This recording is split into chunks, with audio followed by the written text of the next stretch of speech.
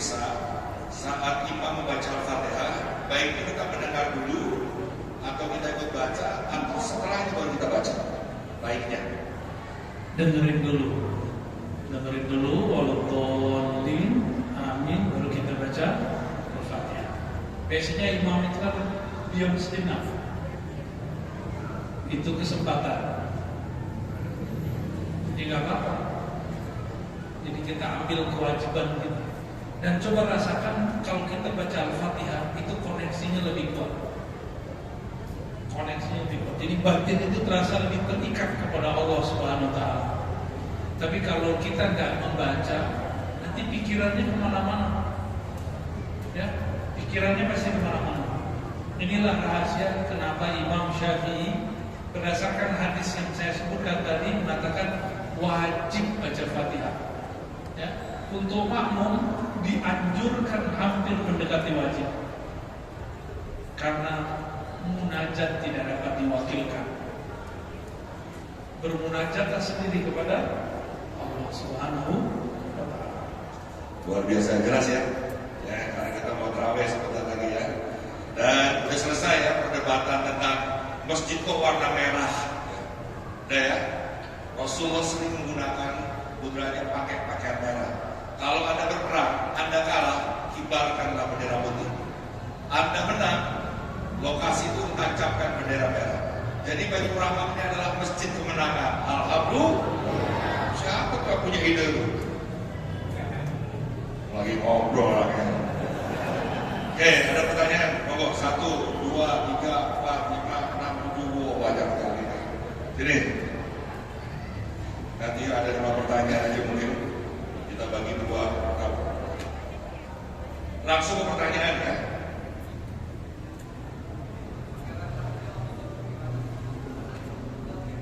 Assalamualaikum warahmatullahi wabarakatuh. Kami dari Masjid Baitur Rahim. Ini Baitur Rahim. Ya, bismillah. Pertanyaannya, bedanya Muslim yang bertarekat dengan yang tidak bertarekat apa? Terima kasih. Langsung.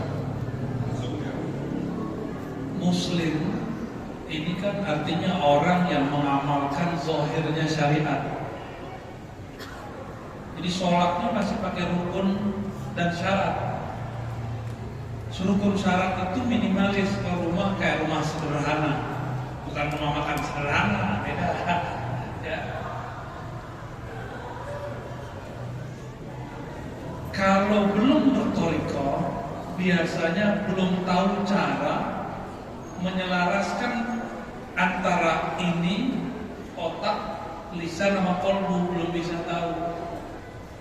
Karena ahlu thariqah itu biasanya mursyidnya, gurunya, murabinya akan mengajarkan koneksi keselarasan antara akal, lisan dan qalbu.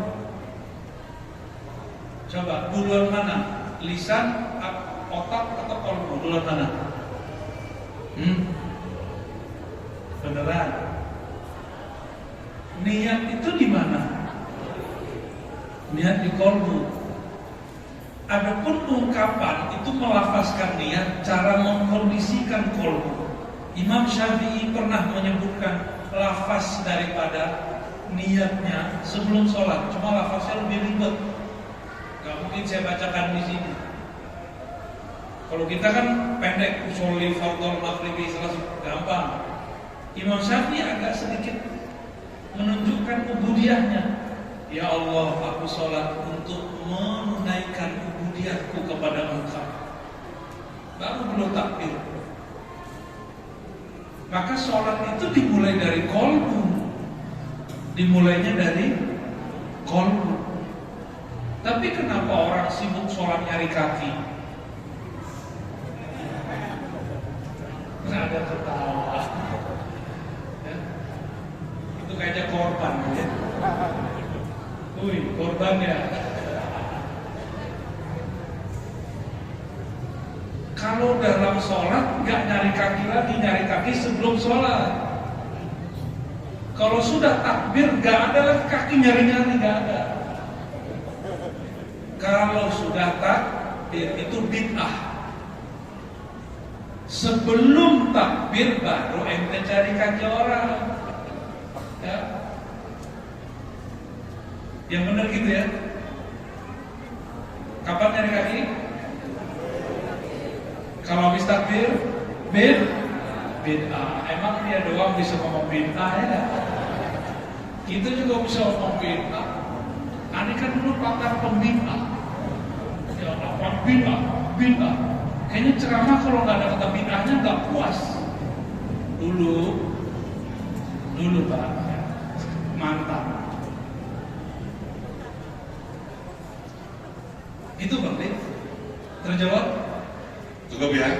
Baik Buya, sebentar. Ini ada pertanyaan banyak di kertas, tapi saya bacain satu aja. Ini yang bacain pemain bassnya Stinky, namanya Irwan ya. Boleh berdiri?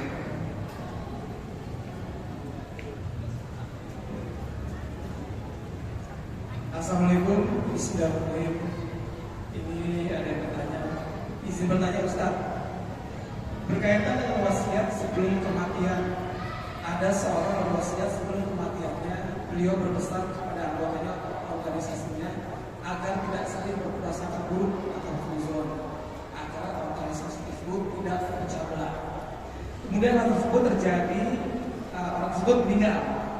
Apakah wasiat tersebut adalah hal yang sebuah kebetulan atau memang itu sebuah pesan yang akan terjadi dari Allah? Demikian. Iya, biasanya kalau ada pendiri suatu pergerakan berwasiat jangan berpecah belah, berarti dia sudah melihat bibitnya. Sudah melihat apa? Bibit perpecahan itu ada. Biasanya terjadi.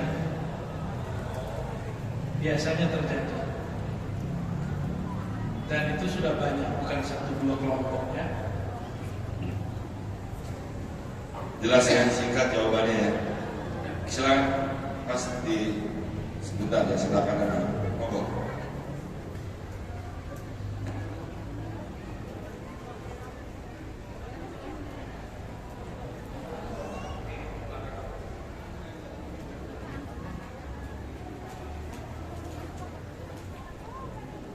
Ya silakan langsung ke pertanyaannya. Bismillahirrahmanirrahim. Assalamualaikum warahmatullahi wabarakatuh. Izin bertanya Buya, ini mungkin pertanyaan juga bisa kita sama-sama penjelasan ke pihak yang mungkin berbeda pemahaman dengan kita. Karena selama ini kita tahu Isra adalah perjalanan horizontal, kalau Mi'raj vertikal. Tapi yang banyak orang tanya dari pemahaman sebelah kita, Allah itu ada di atas, dan itu kelihatannya malah menekankan bahwa benar itu Allah di atas. Padahal di pemikiran kita itu kita nggak tahu bayang seperti apa teknisnya bertemu dengan Allah dengan Nabi Muhammad, tapi yang dalam pikiran kita yang sebagai orang yang dolim pasti dibilangnya Allah itu ada di atas, banyak naik atas. Mohon penjelasan beliau. Terima kasih. Wassalamualaikum. Yang berdalil dengan Isra Mi'raj Allah di langit itu batal, karena ketemu Allah nggak di langit. Langit pertama Nabi siapa?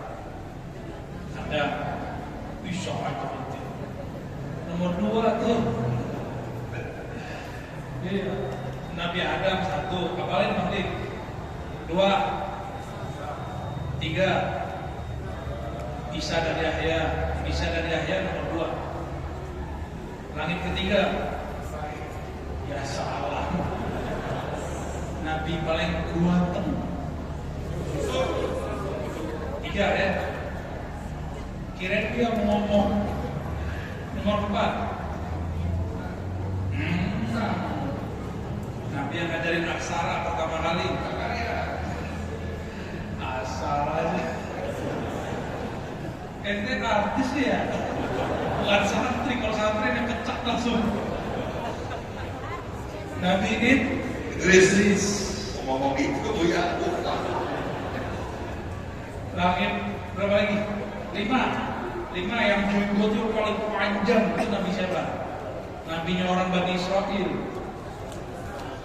Siapa tuh? Jenggotnya? Jenggot itu nggak ada apa-apanya. Musa atau Harun? Kamu salah lagi. Ada yang tahu? Nabi Harun. Salah. Langit ke-6 Musa. 7 Ibrahim. Ada ketemu juga. Dari pertama sampai ke-7 ketemu nggak? Ini hadis Sahih Bukhari Muslim. Dalam ilmu hadis, jika ada satu hadis yang sahih bertentangan dengan hadis yang lebih sahih, disebut syaz. Syaz itu artinya ganjil, aneh. Maka hadisnya walaupun zahirnya sahih, dia menjadi dhaif meskipun ada di Sahih Muslim. Dia anggap dhaif, tetapi bukan sanadnya, isinya. Dalam hadis Muslim, Nabi didatangi oleh Muawiyah bin al-Hakam, atau riwayat kedua Amr bin al-Hakam. Kata orang ini, wahai Rasulullah, saya punya budak susah diatur, kerjanya nggak beres. Jadi si budak perempuan ini ngurusin domba, tapi nggak beres. Di sidang ke Rasulullah, apa kata dia? Wahai Rasulullah, jika engkau melihat si perempuan ini beriman, maka aku akan membebaskannya, memerdekakannya. Lalu Nabi tanya, perempuan, Aina Allah, di mana Allah? Begitu riwayatnya. Si perempuan bilang, fis sama, di langit. Si budak perempuan Tuhan bilang Tuhan di langit, Allah di langit. Di hadis Bukhari Muslim yang lain ketemu, berarti hadis budak perempuannya harus diapain? Disebut hadis syaz. Paham? Maka akidah yang mengatakan Allah bertempat di langit itu akidah syaz, akidah yang ganjil, bertentangan dengan hadis Isra dan Mi'raj. Ngeles lagi kawan, bukan di langit, di aras. Coba tunjukin di hadis aras, Nabi itu menyebutkan Allah bertempat di aras. Enggak, Nabi sujud di aras atau dapat perintah di aras. Nabi naik dapat perintah, itu yang benar, bukan Nabi kemudian ngeliatin Tuhan. Nggak ada begitu. Coba buka hadis Bukhari Muslim, nggak ada begitu. Kalau di Quran surah An-Najm lebih enak lagi. Fa'auha ila 'abdihi ma auha. Surah An-Najm. Lalu Allah mewahyukan apa yang Dia mau wahyukan. Maka ada dialog di situ. Salah satunya surah Al-Fatihah. Gimana? Itu kan jadi panas kan kata ente, nanya-nanya bab akidah sih ya. Kalau nanya ma'rifat bab tasawuf aja biar kepalanya dingin. Tapi kayaknya masjidnya lebih merah nih, ya, lagi hot nih kayaknya ya. Jadi gimana? Yang meyakini Allah di langit akidahnya apa? Syaz. Maka mereka ini bolehlah. Akunya Ahlus Sunnah bukan? Ahlus Sunnah yang syaz. Saya dulu ngomong begitu, ditegur saya oleh salah satu senior. Ente jangan ngomong dong mereka Ahlus Sunnah, mereka bukan Ahlus Sunnah. Ya nggak apa-apa ya, kan ada Ahlus Sunnah yang syaz. Kan ngakunya Ahlus Sunnah, benar nggak? Kayak mereka doang yang Ahlus Sunnah kan? Ya nggak apa-apa. Tapi syaz. Jadi gimana kalau ada orang berdalil lagi dari hadis Muslim bahwa Tuhan di langit pakai hadis perempuan itu? Jawabannya pakai hadis Isra dan Mi'raj. Oke, tenang. Kita adab dulu ya, adab dulu tenang. Ya Nabi salam alaika, ya Rasul salam salam alaika, ya Habib salam alaika. Salawatullah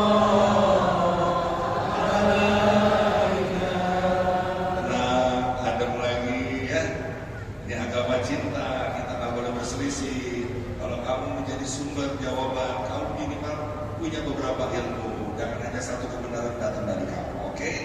Ya, baik. Silakan Mas, ini ada yang dari jauh dulu kita nasihat. Boleh Mas tenggelam di antara mereka, jadi nggak usah jauh-jauh Mas. Ini luar biasa, ini masjid paling ini ya, paling merah lah pokoknya. Ya, tuh yang ini nanti ke belakang ya. Aku di belakang aja. Ya, channel Abadar, saatnya sekarang tanya jawab. Silakan Anda seperti biasa ingin mendonasikan apapun ya, berbagi kebahagiaan agar channel Abadar ini terus berlangsung ya, tidak bisa berpindah tempat ke lain tempat ya, untuk menyiarkan agama. Silakan. Assalamualaikum warahmatullahi wabarakatuh. Alhamdulillah ya, saya salam sini dari Surabaya. Perkenalkan nama saya Ahyar ya. Ahyar. Mungkin sebelum saya mengambil pertanyaan, saya sedikit bercerita boleh? Mungkin ya. Tanya aja jangan cerita. Tanya aja langsung tanya. Maksudnya izin ini, Pak. Ya tanya aja, tanya langsung tanya apa. Kita tahu dari pasti ditanya tahu. Tahu, tanya aja. Jadi mau ditanya dia, mungkin saya sebelum itu selalu mendengar dia gitu. Oh iya begitu emang. Setiap lantas suatu ketika kegiatan saya 3 hari pulang ya. Saya 3 hari jam 3 saya tidur. Jam 3 sore saya tidur sampai jam 8 saya baru bangun. 3 hari berturut-turut ya. Subuhnya Maksudnya 3 sore sampai jam 8 malam. Ini pengalaman saya nih, Bang. maghrib kasarnya. Asal maghrib bisa saya lewat. Itu hari juga saya tidur mendengarkan ceramah Buya itu. Itu saya kalau nggak dengar ceramah saya tidak bisa tidur, Bang. Yang dosa yang ceramah itu. Udah itu tenang aja, tenang. Pertanyaannya apa sekarang? Ya, jadi intinya Buya saya alhamdulillah dari yang saya alami setiap saat saya mendengarkan Buya. Besok malamnya saya mimpi, masuk Allah Buya. Ini saya Mimpi lagi deh. Saya sama dulu, Bang. Ini saya rasa ada hikmahnya buat teman-teman sekalian di sini. Itu udah nikah tapi ya. Alhamdulillah masih juga, Bang. Mau kawin lagi kali itu. Lanjut. Jadi yang saya rasakan, Masya Allah, saya mimpi kelima saya melakukan itu pertama, saya sangat takut sekali. Lanjut Buya, ini pengalaman saya benar, saya tidak ngomong demi Allah. Lanjut Buya ya. Mimpi lagi. Jadi intinya Buya, saya di sini, saya minta Buya tolong anggap saya sebagai murid, itu yang pertama. Karena Izin dulu apa? kebetulan Buya istighfar yang Buya ajarkan dari kepala, mata sampai semua itu saya amalkan setiap harinya. Sampai dengan berselawat kepada Nabi setiap saya melakukan kegiatan dan lain sebagainya. Mungkin itu saja, Bang. Terima kasih.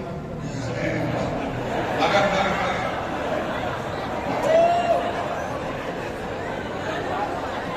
Ambil gambar yang tadi tanya. Tolong ambil, tolong ambil kamera. Dia mau nampil lagi itu. Yang belakang silakan yang bertanya ya. Silakan. Bismillahirrahmanirrahim. Assalamualaikum warahmatullahi wabarakatuh. Ya, ini ada Nama nama Bara, ya. Bara. Nama ruhnya saya ada yang ngasih tahu tapi nanti mau ya. Kalau bisa mungkin kasih tahu ya. Oh, mau minta nama lu. Ada yang beritahu kebetulan hari ini. Oh, baik. Dah. Mau ini biar terkait Rasulullah SAW. Itu kan di sholawat Al-Diniyah itu ada kalimat ta'ziman lihabika ya Maulana ya Muhammad. Jadi mohon kami diajari bagaimana sebenarnya besarnya ta'zim kita yang seharusnya bisa kita sampaikan kepada Rasulullah SAW. Terlebih ketika saya mendengar suatu hadis bahwasanya ada seorang sahabat yang memiliki 2 anak yang berjihad di jalan Allah. Kemudian 2 anaknya meninggal dunia. Kemudian ketika dia hendak dihibur oleh Rasulullah, dia menyatakan bahwasanya debu yang menempel di wajah Rasulullah itu lebih mulia bagi dia. Demikian dia. Assalamualaikum warahmatullahi wabarakatuh. Sungguh ya. Ya betul. Debu-debu jangankan yang ada pada Rasulullah SAW, yang nempel di jubah Sayyidina Ali lebih mulia dari sholat dan sujud kita semua. Yang ada di Sayyidina, yang di Sayyidina Abu Hurairah, karena mereka itu debunya bersama Rasulullah SAW. Kita nggak ada apa-apanya. Maka bagaimana kita cara mentakzim Rasulullah, menghormati Rasulullah Sallallahu Alaihi Wasallam? Orang itu tidak akan mampu menghormati sesuatu yang terhormat sampai dia mengenal hakikat yang terhormat. Maka di akhir zaman ini salah satu ilmu yang wajib kita hidupkan adalah ma'rifatu haqiqatin Nabi Sallallahu Alaihi Wasallam. Mengenal hakikat Nabi, bukan hanya mengenal Rasul, mengenal hakikat Nabi Muhammad Sallallahu Alaihi Wasallam. Hakikat Nabi itu mulai dari awal alam semesta, sebelum Nabi Adam dicipta, itu sudah ada Nabi Muhammad Sallallahu Alaihi Wasallam. Dan hadisnya saya sudah bacakan. Hadis Imam Tirmidzi, hadis sahih, bahwa Nabi mengatakan kuntu nabiyan, bukan kuntu nabiyan kalau di Tirmizi. Nabi ditanya, kapan kau dijadikan nabi? Mata wajabat lakan nubuwah. Nabi menjawab, kapan engkau jadi nabi? Beliau menjawab, aku jadi nabi, Adam belum dicipta, masih tanah, ruh belum ada. Maka nubuat kenabian Nabi Muhammad itu lebih tua daripada kerasulannya. Jadi lebih tua Nabi Adam atau Nabi Muhammad. Cuma orang nggak ngerti-ngerti, padahal ustaz, padahal kiai. Banyak kan ustaz yang nolak ini. Berarti dia soal Sunan Tirmizi aja nggak baca. Padahal itu hadis keempat, Bukhari, Muslim, Abu Daud, Tirmizi. Udah punya belum? Kitab Sunan Tirmizi udah punya belum? Tuh kan? Coba cari kitabnya. Sahih Bukhari, Sahih Muslim, Sunan Abu Daud, Sunan Tirmizi. Antum baca Sunan Tirmizi dan cukup. Luar biasa itu kitab. Ya? Sudah ada terjemahannya tuh. Yang terjemahannya kan kelompok-kelompok ini juga. Ya. Baik. Jadi Nabi Muhammad itu sudah ada sebelum Nabi Adam ada. Berarti lebih tua atau lebih muda? Maka kalau kita nyebutkan Nur Muhammad gak berlebihan. Emang begitu ilmunya. Kalau sama orang tua hormat gak? Sama orang tua hormat gak? Nabi itu lebih tua dari semua para nabi. Cuma kerasulannya di akhir zaman, nubuat kenabiannya di awal zaman. Itu bedain. Jadi Nabi itu awalan wa akhiran. Awalnya Nabi, akhirnya Rasul. Maka kita wajib hormat kepada beliau karena beliau sangat tua. Nabi Adam ketika ketemu manggilnya marhaban bi ibni saleh, selamat datang wahai keturunanku yang saleh. Habis itu ditambahin wa nabi saleh, nabi yang saleh. Berarti beliau punya dua panggilan. Kenapa enggak pakai ibn doang? Ibni enggak cukup. Harus ada lafaz nabinya. Karena nabi lebih tua daripada Nabi Adam Sallallahu Alaihi Wasallam. Ini bukan akidah bid'ah, bukan akidah sufi. Ini akidah Ahlus Sunnah. Sufi kan bagian dari Ahlus Sunnah. Sekarang antum nanti hati-hati, Depok nih hati-hati. Ini Depok bukan? Beneran?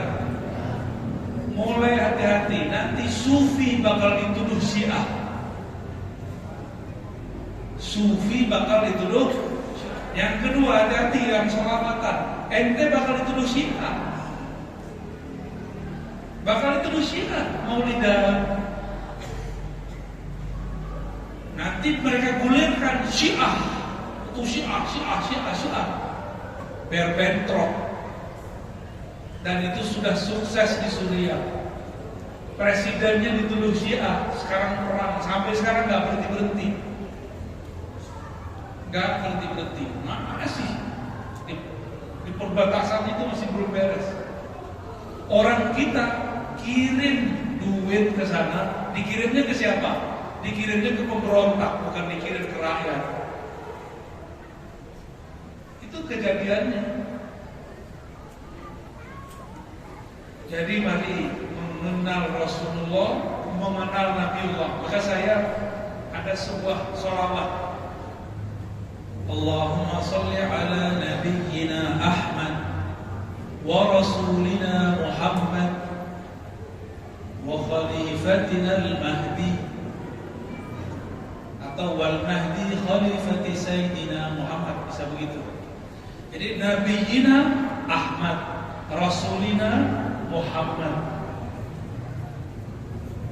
gitu pasangannya.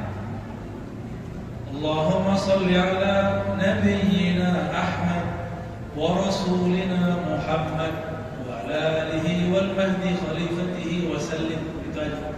Coba diulang. Allahumma salli ala nabiyyina Ahmad wa rasulina Muhammad wal mahdi khalifatihi wa sallim. Itu ya, gampang kan? Kenapa setiap sholawat sekarang saya sebut selalu awal Mahdi Khalifati? Karena Al-Mahdi itu adalah keluarga Rasulullah Sallallahu Alaihi Wasallam. Jadi wa ala alihi kita tafsirkan, kita perincikan wa ala alihi wal Mahdi Khalifatihi wasallam. Hati-hati mazuriat Rasulullah Sallallahu Alaihi Wasallam. Siapa tahu gerakan Al-Mahdiyin ada di darah mereka. Cuma nggak semua habaib yang menyimpan asrar rahasia Allah, rahasia ilmu nubuat Rasulullah, itu habaib yang gerakan akhir zaman akan ada dalam genggaman mereka, insya Allah. Dan kita beruntung orang Indonesia, negeri ini terbanyak habaibnya sedunia. Maka saya hakul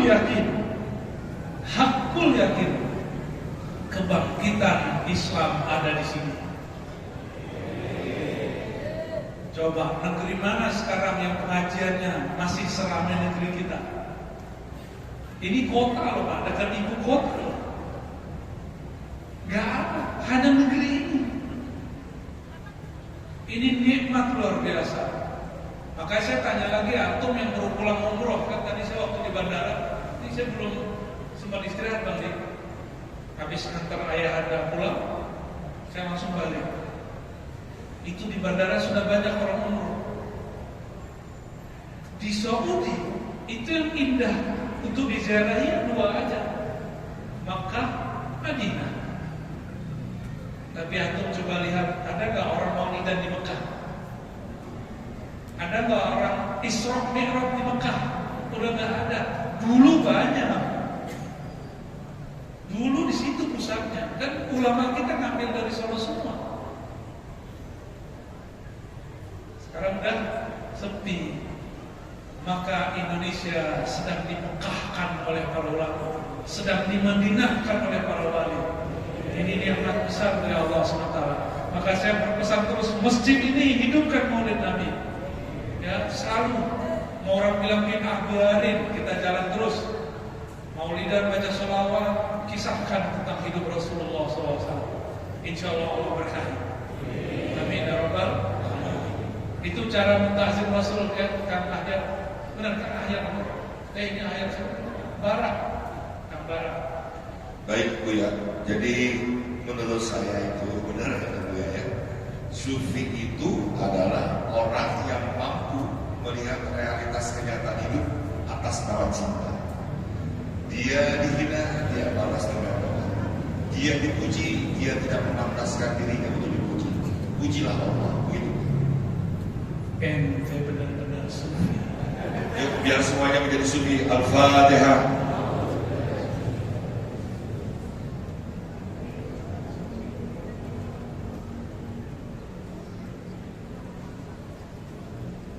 Amin, amin, amin.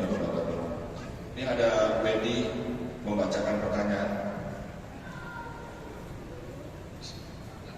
Izin ya, ini pertanyaan dari jemaah ibu di depan sana. Beliau saya menyampaikan, Assalamualaikum Buya. Saya mau tanya, harta waris dibagi rata laki-laki dan perempuan. Dibagi rata apa hukumnya Buya? Demikian. Assalamualaikum.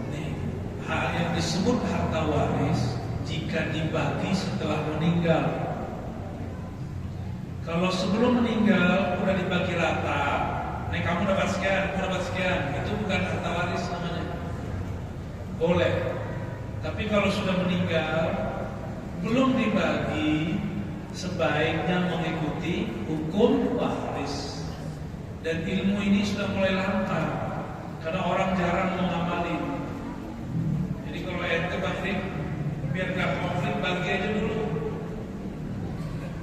Mau bagi apa ya? Mancing-mancing. Itu ya, ibu yang di belakang. Dan kalau bisa dianjurkan dalam Islam, sepertiga itu untuk agama.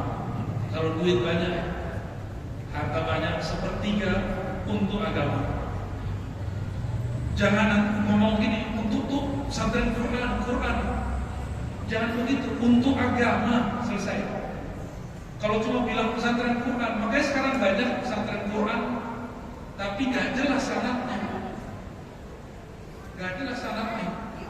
Jadi ini bagian berduit, yang berharta, yang rumahnya banyak nganggur, tanahnya banyak nganggur, sepertiga dari harta antum supaya jadi mahar masuk surga. Syukur-syukur serahkan kepada orang-orang yang berjuang. Gak mesti orang-orang yang ahli Quran. Karena kalau ahli Quran, orang awam membayangkan hafiz. Padahal ahli Quran itu ada yang ahli Quran hukumnya, disebut ahli fikih. Ada yang ahli akidahnya, disebut ilmu akidah, usuluddin. Ada yang bagian tasawuf, disebut sufi, mursyid, syekh. Itu juga ahli Quran. Cuma karena orang awam, mohon maaf, jahil, kiranya Quran. Sekarang banyak pesantren, rumah tahfiz yang gak bersyarat, gak jelas. Dan ini mengkhawatirkan menurut saya. Ya. Negeri ini gampang sekali buat pesantren kalau bukan izin. Benar gak? Coba kita tinggal di luar, ngumpul-ngumpul dikit, bubarin askar, bubarin surga, polisi. Alhamdulillah kita malah saya dibilangin oleh mereka, Ustaz kalau mau buat ada yang membubarin, lapor kita, malah gitu ngomongnya. Aduh, kita jadi bingung. Selama ini beritanya kok beda dengan kenyataannya. Ya wallahu a'lam bishawab. Oke, 2 pertanyaan lagi. Boleh silakan tangkap ke belakang dulu biar kita adil.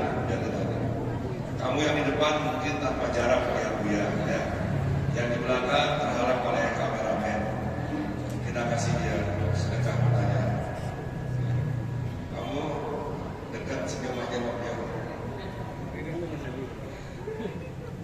Ya, terakhir pinggir ya. Ada pintu ya. Oke ya. Biar dia balik ke situ lagi ya.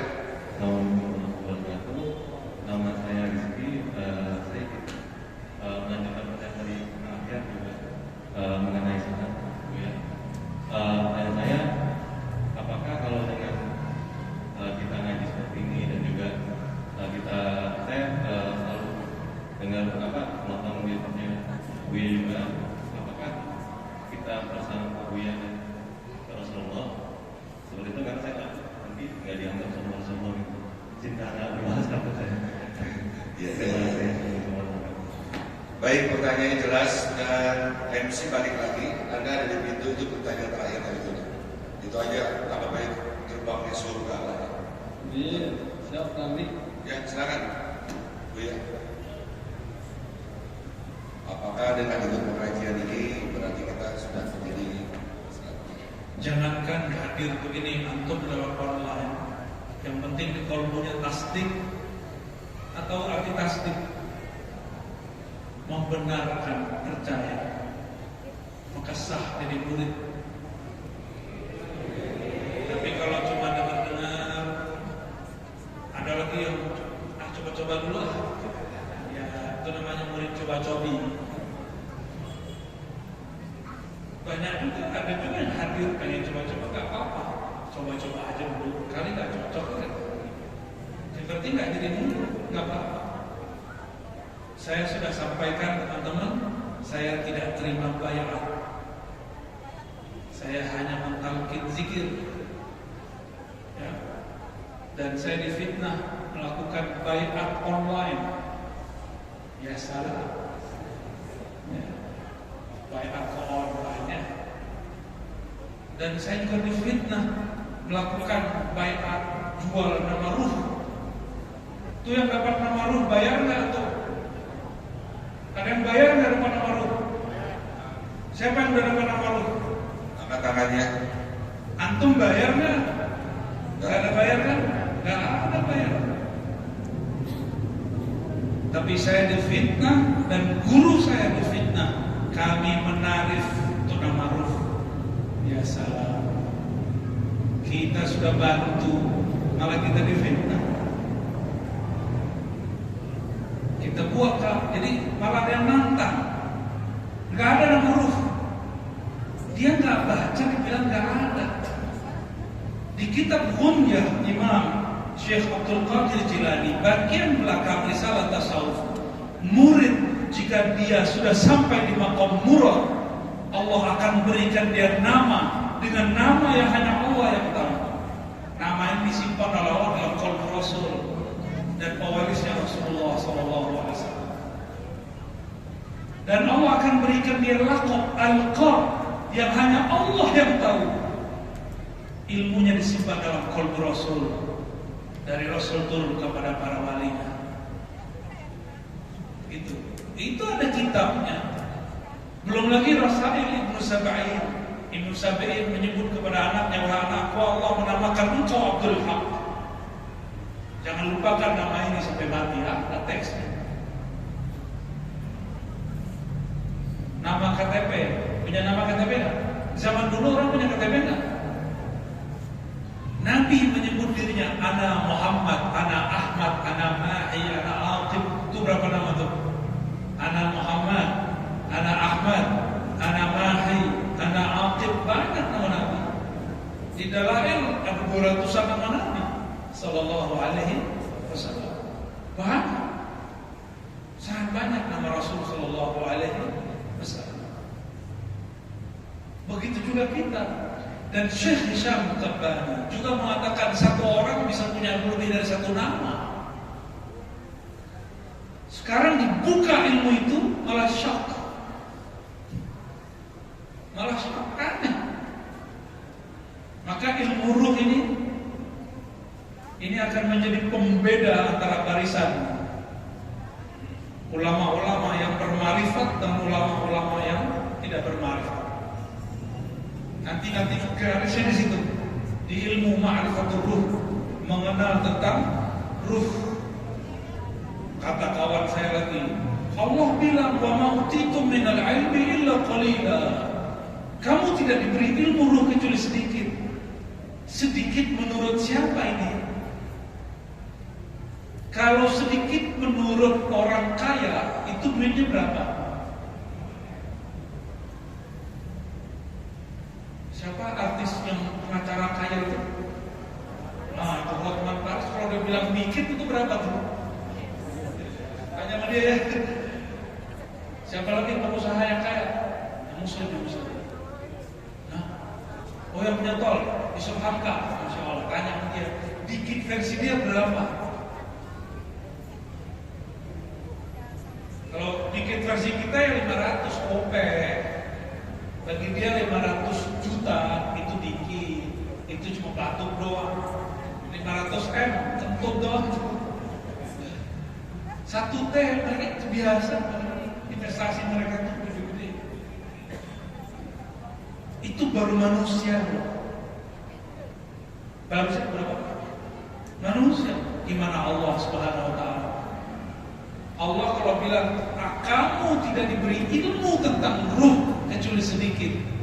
Itu kamu Alkitab. Kalau Nabi kan semua.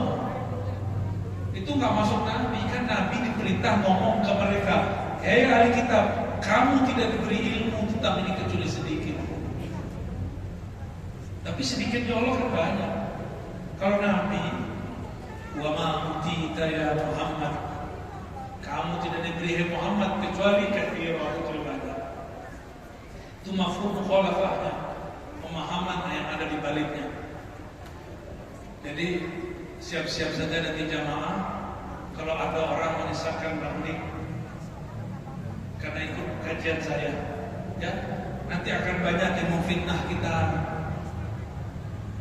Karena guru saya punya kafe, kami dituduh tarekat kafe. Saya terima, nggak apa-apa. Ya, nanti kalau ada yang menuduh kami begitu, gak usah emosi ya, biasa-biasa aja. Kita tetap ngaji dan kita tetap membuang kebencian dari dalam kolbu. Dan kita doakan ya Rob, ampuni aku, ampuni mereka. Mungkin mereka tidak paham apa yang kami maksud. Sebagai ya jangan ikut berantem di sosial media. Ya, wassalamualaikum. Teman-teman, mungkin di antara kalian ada yang belum tahu ya tentang nama ruh ya. Baik. Di YouTube itu banyak penjelasan tentang nama ruh. Nama saya misalkan Rizky Mulyawan yang dikenal Diktor. Tapi saya punya nama ruh. Nanti Rizky Mulyawan meninggal, ruhnya akan dipanggil dengan namanya. Waktu ibu sebelum melahirkan sudah dihembuskan ruh, ada namanya. Dan Buya, ini kabar menyenangkan sekali. Ternyata sebelum saya mengenal Buya, saya mengenal Syekh Maulana Hisam Kabana. Dia punya nama ruh di Sanur Kota Kanibin. Terus gurunya Syekh Maulana Syekh Nasib namanya Burhanul Anam. Jadi sebenarnya kalian tahu nggak sekarang kalian nih ada di mana? Di majelis apa? Majelis akhir zaman. Di mana ilmu-ilmu yang tadinya tidak layak didengar sekarang dibuka tabirnya.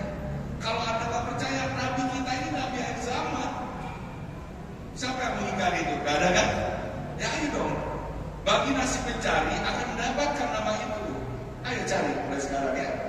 Nanti hadir terus di channel Abadan di mana datang lama-lama kamu akan mendekat. Ya, gak langsung instan. Baik, ini Bapak dari DKM, sebentar ya Pak, ini kita harus semangat. Ada jamaah di sana. Boleh berdiri Mas? Assalamualaikum warahmatullahi wabarakatuh. Ya, ini pertanyaan. Dengan yang tadi dipaparkan oleh dia bahwa mereka yang sholat makmum dianjurkan untuk baca surat Al-Fatihah sebaiknya. Namun seperti halnya kisah bahwa Nabi Muhammad SAW waktu menjadi imam, waktu posisi rukuk ditahan oleh malaikat Jibril untuk menunggu kedatangan sahabat Ali bin Abi Thalib. Pertanyaan saya adalah, apabila terjadi seperti itu, apakah saya mengulangi lagi rakaat tersebut karena tidak membaca Al-Fatihah atau terus melanjutkannya waktu rukuk itu dihitung satu rakaat? Jazakallah. Oh iya. Ya, ini malam ini banyak pertanyaan fikih ya, unik. Saya kan jarang mengajar kitab fikih, tapi alhamdulillah dulu talaqi kepada anak daripada Syekh Muhammad Said Maulana Al-Buti, namanya Syekh Dr. Taufik Al-Buti. Beliau sekarang pemimpin komunitas ulama di Syam, masih dan suka pakai kopiah hitam. Makanya saya suka pakai kopiah hitam. Ada guru saya dulu orang Arab senangnya pakai kopiah hitam. Arab Kurdi sih jatuhnya dulu, campuran. Beliau pernah menjelaskan dulu ketika kami belajar fikih matan takrib itu. Aneh kok orang Arab belajarnya kitab matan takrib.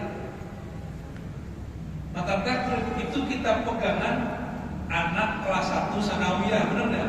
MTS kelas 1 SMP di pesantren. Jadi beliau menjelaskan, ini saya belum pakai hadisnya. Kalau imam sudah ruku, terus kita datang telat masbuk, kita ikut ruku, maka sudah dihitung 1 rakaat. Fatihahnya diinkludkan kepada imam. Beliau berrumusan, jika rukun kaulinya hanya tertinggal 2, yaitu takbir dan Fatihah, masih bisa ngikut. Itu versi beliau. Ya, langsung aja, jangan baca Fatihah lagi ruku berarti. Antum kalau telat baca Fatihah ruku ya. Jarang telat Bu ya.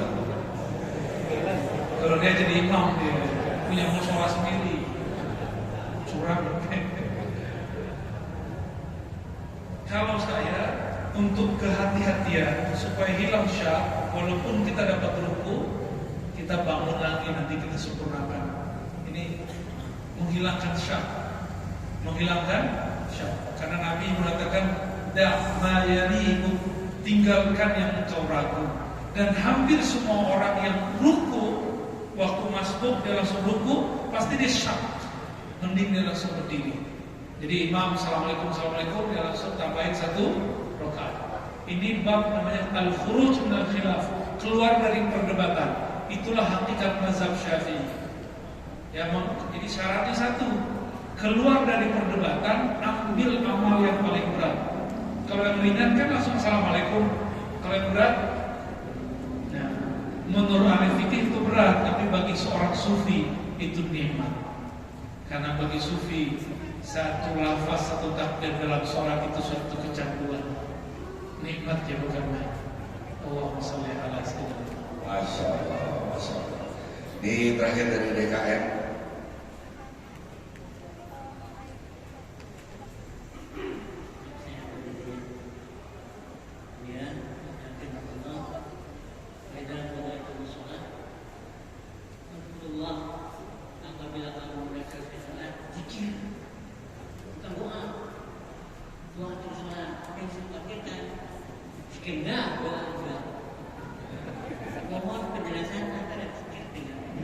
Ini imam kita lagi curhat nih. Pak Imam kayaknya korban ya. Korban diintimidasi kayaknya. Sabar ya Pak Imam ya. Jadi ada orang bacain ayat, kalau selesai sholat maka banyak-banyak zikir. Kalau di kampung saya ada lagi. Dulu kita diajak zikir habis sholat. Kenapa? Faidah qudiyatis sholat fantashiru fil ardh. Kalau selesai sholat maka bertebaran di muka bumi. Itu yang mana dipakai? Baca ayat itu nggak boleh sesuai nafsu. Jangan kita punya keinginan pemahaman terus ayat ikut pemahaman kita. Kita yang harus ikut pemahaman ayat, baru hamba Allah. Akan musim politik nih, orang bawa ayat untuk kepentingan politik bisa aja, kayak tahun-tahun lalu. Padahal ayat-ayat itu nggak pernah turun untuk pemilu. Ada nggak ayat turun waktu pemilu? Nggak ada pemilu sama Rasulullah Sallallahu Alaihi Wasallam. Maka semua kata yang diperdebatkan di waktu-waktu tahun politik, semuanya adalah pemurkasaan terhadap ayat-ayat Allah. Makanya kita dikalahkan oleh Allah, karena di situ ada kebohongan atas nama Allah. Ini mohon maaf nih, sekarang saya berani buka. Allah nggak maksud itu, nggak ada maksud di situ. Ayat itu nggak ada hubungannya dengan apa yang terjadi di negeri ini, nggak ada sama sekali.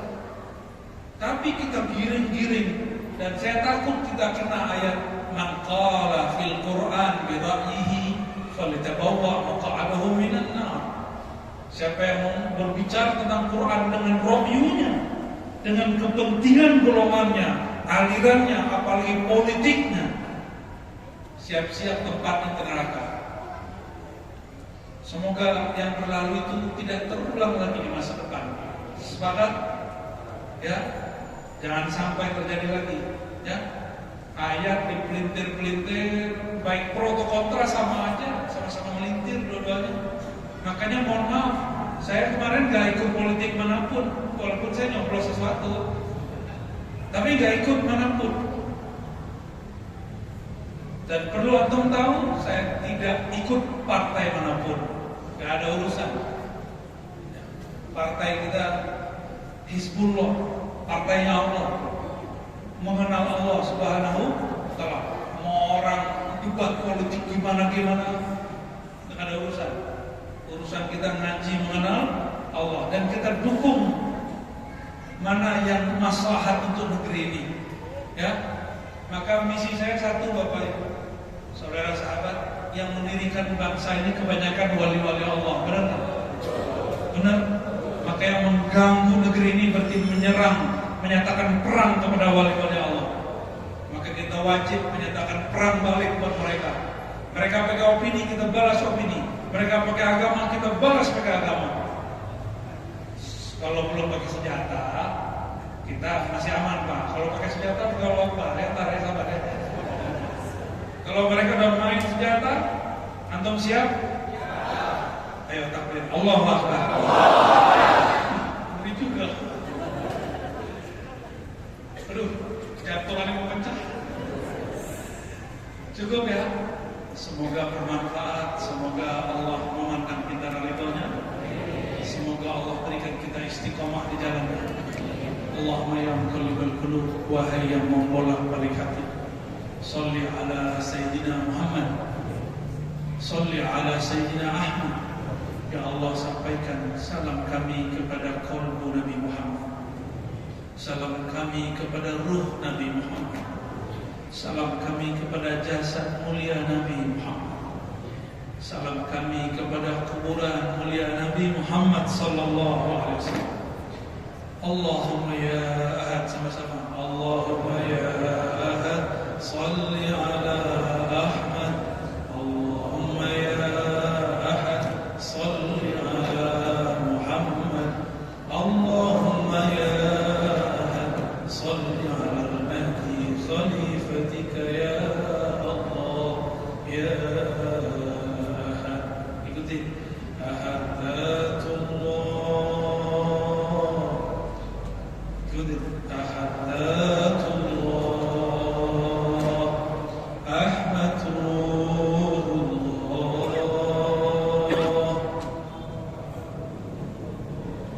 Muhammad Habibullah,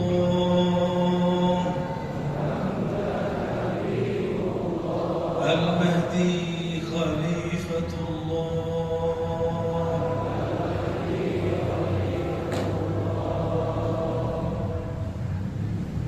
Al-Fatiha.